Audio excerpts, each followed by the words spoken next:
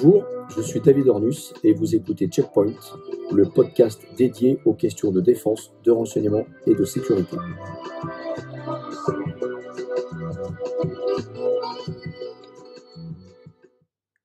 Bonjour, je reçois aujourd'hui un invité avec beaucoup d'honneur et beaucoup de fierté, puisque nous allons pouvoir échanger pendant de longues minutes avec le général Hassib Seddiqi, qui est passé par Sciences Po en France à Lyon et qui a ensuite été directeur régional de la zone ouest à Herat, en Afghanistan, en charge du renseignement et des opérations de sécurité. Et le général Seddiqi a été exfiltré dans des conditions extrêmement complexes le 15 août 2021 depuis Kaboul par les hommes du RAID et des forces spéciales françaises. Nous aurons l'occasion de revenir sur cet épisode avec lui, mais je vous propose d'accueillir le général Seddiqi. Mes respects, mon général, bonjour mon général, et merci de votre disponibilité. Bonjour David, merci beaucoup de m'avoir invité à participer à cette émission. Je suis très ravi et honoré de pouvoir échanger avec vous sur les différents thèmes auprès de vos auditeurs. Super, alors moi j'ai souhaité vous interviewer mon général parce que depuis quelques jours on a reparlé un petit peu de l'Afghanistan avec notamment des images extrêmement violentes d'une enseignante qui est battue par les talibans pour avoir osé enseigner à des fillettes. Et du coup, je me suis rendu compte qu'en fait on parle de l'Afghanistan depuis quasiment 2001, mais finalement c'est un pays qui est très loin et que nous ne connaissons pas. Et j'aimerais peut-être que vous reveniez avec nous et avec nos auditeurs, pour nos auditeurs, sur un petit peu la genèse de l'intervention américaine à partir de 2001. Qu'est-ce qui l'a déclenché et comment les choses se sont mises en place jusqu'à ce que vous arriviez, vous, à travailler au profit du renseignement quelques années plus tard.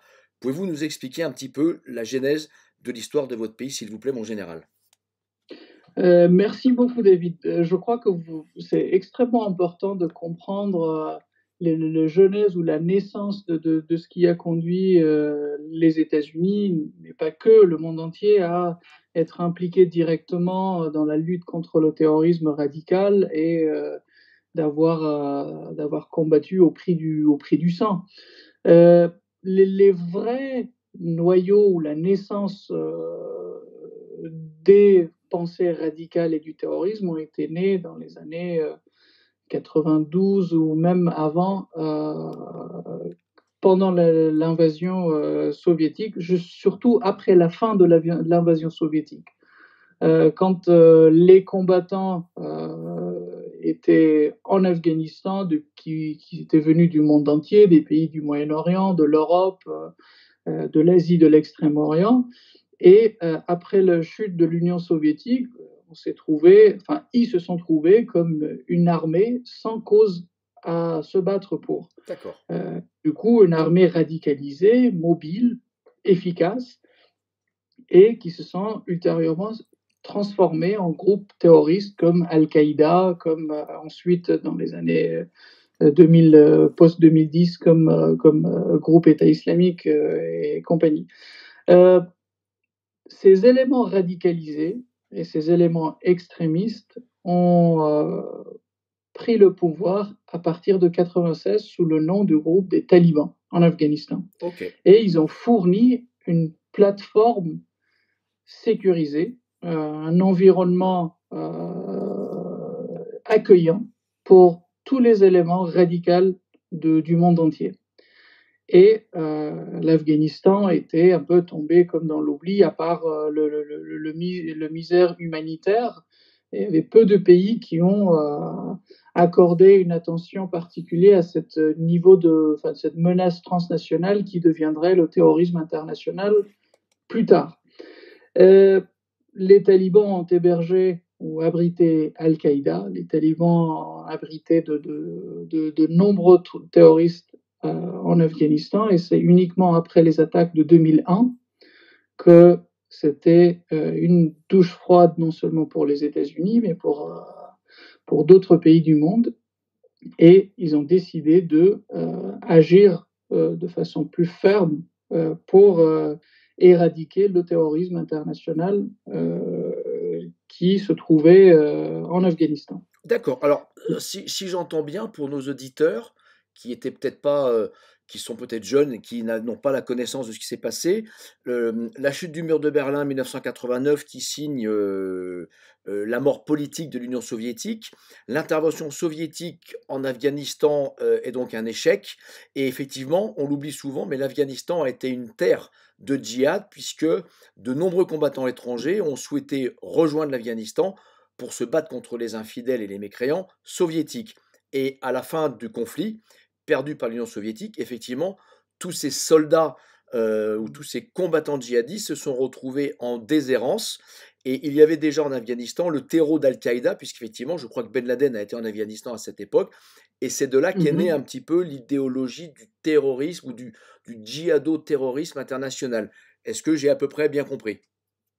Vous avez très bien résumé et en fait, même avant Ben Laden, parce que Ben Laden, c'était, ni un théologue, ni un militaire, mais avant, Ben Laden, enfin, une des théologues qui avait contribué, heu, très activement dans la naissance ou dans la conceptualisation et glorification de l'action terroriste, des kamikazes, et s'appelait, Dr Abdullah Azzam, un théologue palestino-jordanien qui est arrivé après le deuxième personnage était Ayman al-Zawahiri, Mmh. donc un Égyptien qui a pris le relais après la mort de Ben Laden. Donc ils ont organisé la formation et la mobilisation des groupements de combattants religieux contre l'Union soviétique. Et les pays de la région, et voire même les États-Unis, ont vu leur intérêt à l'époque. Non, il faut mettre ça dans un contexte de guerre froide Mmh. et l'environnement bipolaire entre l'Union soviétique d'un côté et les États-Unis de l'autre. Mais ces groupements, ces éléments se sont transformés au fur et à mesure à des éléments, des électrons libres et incontrôlables, et sont transformés en groupes terroristes ensuite. OK, très bien. À l'époque, quel âge aviez-vous du coup, à l'époque de l'intervention américaine en 2001? Alors moi, je me souviens comme hier, on était après 92, entre 92 et 96, il y avait la guerre civile en Afghanistan avant l'arrivée des talibans. Du coup, ma famille, on s'était réfugié au Pakistan.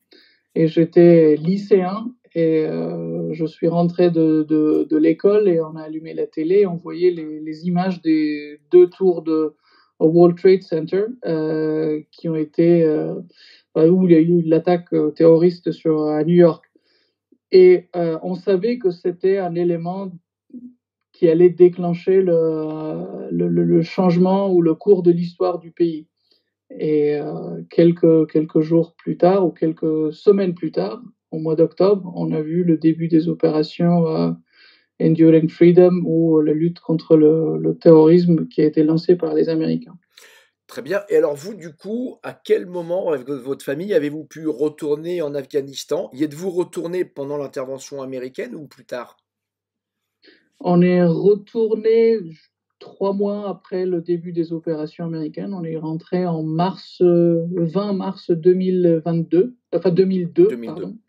Donc 20 mars 2002, on est rentré, on s'est réinstallé dans notre maison familiale à Kaboul. D'accord, super et alors là, c'est assez extraordinaire puisque vous arrivez quelques années après à intégrer Sciences Politiques si je ne me trompe pas, à Paris?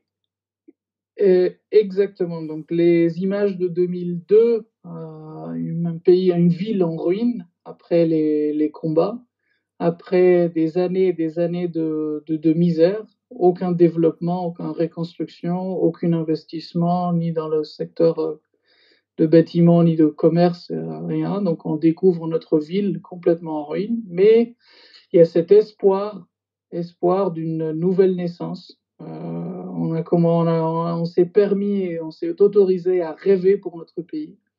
On a, on a, on s'est vu libre de pouvoir espérer quelque chose de mieux pour notre pays, pour notre ville. Et on a commencé l'école, donc j'étais lycéen, et après j'étais étudiant à l'université de Kaboul, et j'ai obtenu une bourse d'études pour pouvoir venir en France pour faire mes études de droit d'abord à Lyon et ensuite un master à Sciences Po Paris sur les questions de sécurité et renseignement. D'accord, d'où votre passage à Lyon, donc à Lyon 3 en droit vous étiez? J'étais à Lyon 2, À Lyon 2, OK, et ensuite vous intégrez un master en sécurité et défense à Sciences Politiques Paris. Sciences Po Paris, oui, voilà, C'est ce qui vous conduit exactement. c'est ce qui vous conduit à vous intéresser aux questions de renseignement, de sécurité et de défense, et vous rejoignez votre pays du coup en quoi? En 2013? Exactement, exactement. Donc ma réflexion à l'époque était d'abord, je viens d'une famille militaire, donc mes parents et mes grands-parents étaient, des soldats qui ont servi sous le drapeau de notre pays. Donc moi je me disais, que si l'occasion se présentait, j'aimerais bien plus, me concentrer sur les questions de sécurité à l'échelle macro, à l'échelle de politique de sécurité. Donc c'est d'où ma décision de postuler à Sciences Po Paris et d'étudier les questions des politiques du renseignement, les politiques de sécurité. Et j'ai eu l'immense honneur de pouvoir intégrer les services de sécurité du renseignement de mon pays en 2013 et en tant que jeune analyste dans la direction de recherche et analyse. D'accord. Donc là, vous mettez un pied directement en 2013 dans un contexte de conflictualité qui est comment? C'est encore la guerre? Les talibans sont dans quel état par rapport aux forces, afghanes, ou même américaines de la coalition? Et là, vous arrivez, vous êtes jeune analyste en charge du renseignement dans ce contexte. Mais en 2013, les talibans sont forts, faibles? Quel est le contexte militaire à ce moment? Le contexte général du pays, de point de vue de sécurité, était que les talibans avaient commencé à ressurgir dans les zones frontalières entre l'Afghanistan et le Pakistan. Le coutume était que pendant l'hiver, quand il faisait froid en Afghanistan, l'Afghanistan c'est un pays montagneux, ils se réfugiaient au Pakistan, où ils étaient abrités, formés, d'où ils étaient financés. Et pendant les printemps, ce qu'on les appelait toujours les opérations, les offensives de printemps, ils recommençaient avec des séries d'attaques terroristes ou sur les checkpoints et tout. Mais 2013, si on peut le comparer par rapport aux années 2017 ou 2018, ils étaient quand même dans une situation moins forte qu'à l'époque. Le vrai transformation, on a commencé à le connaître, mais qui était affecté ou impacté par l'évolution des éléments internationaux, surtout la conférence de Lisbonne en 2014, quand le président Obama a annoncé le retrait des forces de coalition, notamment les Américains, de l'Afghanistan.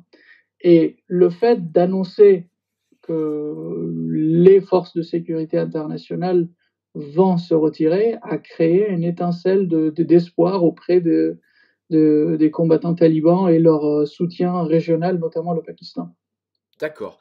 Donc là, on a vers 2014, après ces discussions au Portugal, une résurgence de la menace talibane et du coup, bah, une montée en puissance de ces groupes et de nouveau une période d'attaque terroriste. Alors vous, vous Mhm. arrivez en 2013, vous êtes d'abord jeune analyste et puis au fur et à mesure, vous allez gravir les échelons jusqu'à devenir directeur régional de la zone ouest de Herat avec rang de général. Pouvez-vous nous expliquer comment est-ce qu'on passe de jeune analyste à général zonal et quelles ont été vos actions et vos activités dans ces quelques années qui vous ont conduit de 2013 jusqu'à ce grade de général en 2019, si j'ai bonne mémoire? Oui, merci beaucoup. En fait, quand j'ai commencé mon service au sein de ce qu'on appelait le NDS, donc la Direction nationale de la sécurité, parce qu'en fait, c'était à la fois enfin, une organisation hybride, à la fois du question du renseignement et de sécurité. Euh, je suis tombé à une période où la direction de l'époque cherchait à réformer en profondeur l'institution. Donc, ils étaient dans une période avec comment le chasseur de talent ou chasseur de tête, si Mmh. je peux m'exprimer est ainsi. Donc ils ont rassemblé une équipe de 6 études, 6 ou jeunes officiers qui avaient fait des études dans les très bonnes universités aux États-Unis, en Grande-Bretagne, en France, en Allemagne. Et on a commencé par réformer les mécanismes, les procédures et les structures du département de la recherche et d'analyse. Donc un travail enfin, purement intellectuel et estudiantine pour pouvoir améliorer la qualité des produits, entre guillemets, qu'on produit en tant que service de renseignement auprès de nos clients, entre guillemets, que ce soit les décideurs politiques. Après tout, les services de renseignement, c'est pour mieux éclairer les décideurs politiques pour qu'ils puissent prendre les bonnes décisions, les meilleures décisions en connaissance de cause. Bien sûr, bien sûr. Et à cette période-là, on a pu réussir notre première mission de réformer les directions d'analyse et de recherche. Ensuite, on a été dispatché en petite équipe, 2, 3, dans d'autres directions, pour pouvoir répéter les mêmes processus, pour pouvoir rendre l'organisation plus efficace, réformer les structures et les procédures qui dataient de l'époque du KGB, dans les années 80 Mmh. et même avant. Euh, donc cette évolution, cette volonté de réforme de la part de notre direction et de la part du leadership du pays à l'époque nous a mis dans une situation très exposée et ce qui m'a permis de gravir les échelons un peu plus rapidement que si j'avais été dans un contexte tout à fait normal. D'accord. Donc, je vous écoute. Très bien. Alors, je trouve passionnant, d'avoir la chance et l'opportunité de vous interroger et de vous interviewer et de nouveau, je vous remercie et pour que nos Merci. auditeurs comprennent bien, là, on a l'impression que vous êtes, analyste du renseignement, que vous êtes somme toute, dans un bureau feutré avec de la moquette, du café chaud. Mais en fait, vous êtes en train de nous expliquer que, la réforme à laquelle vous avez contribué, des services de renseignement et de la façon de collecter le renseignement et de le transformer et de l'analyser au profit des décideurs politiques ou militaires, vous a tout d'un coup conduit à être bien plus exposé et vous a amené sur le terrain, puisque vous avez même, un peu plus tard, été engagé dans des opérations de combat qui ont conduit à un moment extrêmement complexe pour vous, qui a vu une partie de vous-même et de vos effectifs être entourés par des talibans. Est-ce que vous pouvez nous expliquer comment s'est déroulée cette attaque qui a vu votre encerclement et qui aurait pu vous être fatale? Merci beaucoup. En fait, vous avez souligné un point assez important. En fait, les professionnels des métiers de sécurité et de défense, peut-être, cette phrase vont leur faire sourire, mais quand nos collègues de l'armée, préparaient une opération, ils étaient nettement mieux équipés, avec les avions, les blindés et tout, alors que les opérations du renseignement, souvent, c'est en très petit nombre, en tenue civile, parfois sans même être armé. Donc, quand j'ai commencé mes premières fonctions du terrain, mes premières fonctions opérationnelles dans la direction des opérations psychologiques ou PsyOps, comme on l'appelle dans le jargon anglais, euh, là, on s'est vu confronté à des niveaux de menaces qui étaient dus à l'impact de nos opérations sur l'ennemi.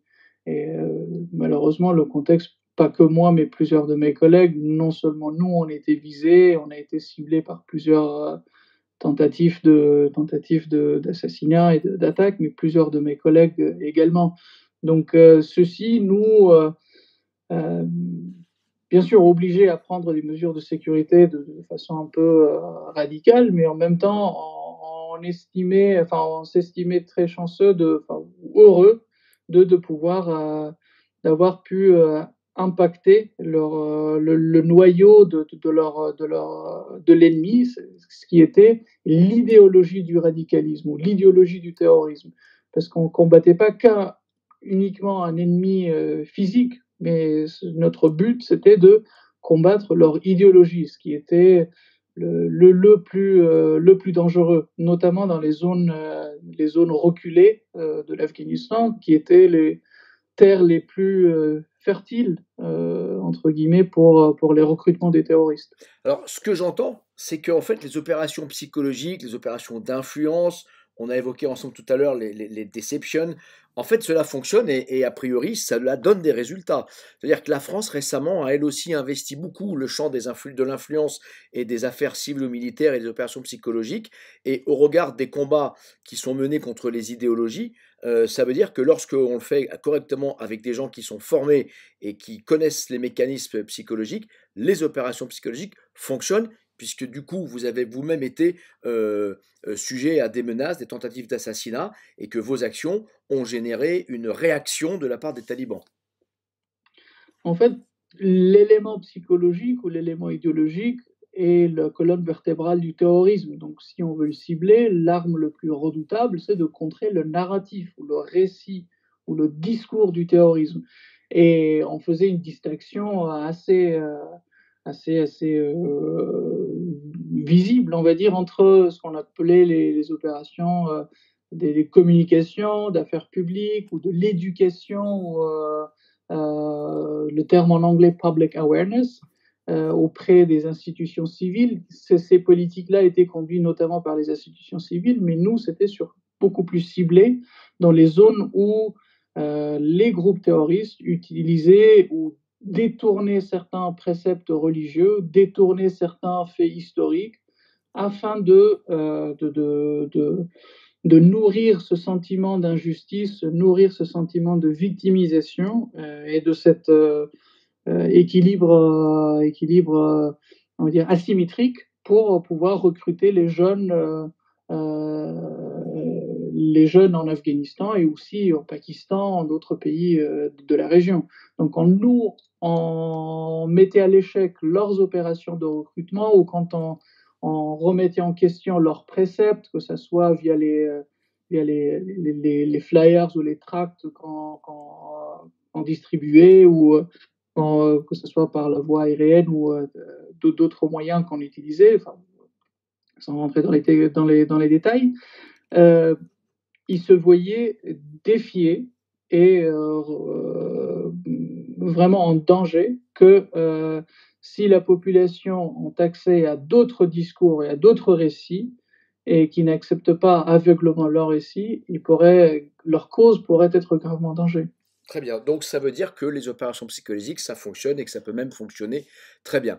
Mon général, je vous remercie. Je crois que nous aurons l'occasion de reparler prochainement, notamment de la suite de votre carrière et des événements du 15 août 2021, funeste époque où les États-Unis ont décidé de manière brutale et unilatérale de se retirer d'Afghanistan, en tous les cas de retirer leurs dernières troupes, et qui vous a conduit à devoir envisager de quitter le pays, votre patrie, et vous nous raconterez dans un prochain entretien les conditions extraordinaires de votre exfiltration par les hommes du RAID et des forces spéciales françaises. Mon général, merci de cet échange Merci extrêmement beaucoup. instructif. Merci pour nos auditeurs de leur avoir révélé quelques informations sur la réalité de votre carrière et de ce qui s'est passé en Afghanistan. Je vous donne rendez-vous très prochainement pour la suite de votre aventure et de votre carrière extraordinaire. Merci mon général, bonne fin de journée à vous. Merci David, et merci à nos auditeurs. À très Bonne bientôt. journée. Je vous donne rendez-vous à À très très bientôt. bientôt. Au revoir. Au revoir.